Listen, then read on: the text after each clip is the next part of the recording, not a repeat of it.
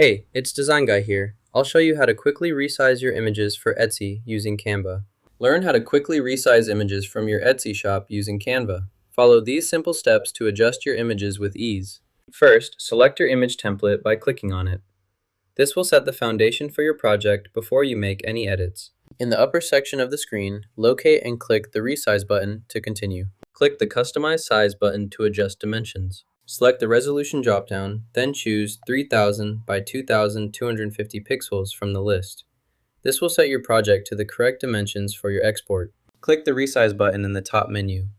Enter your desired dimensions or choose a preset size, then apply the changes to update your design automatically. You've now resized your image for Etsy using Canva.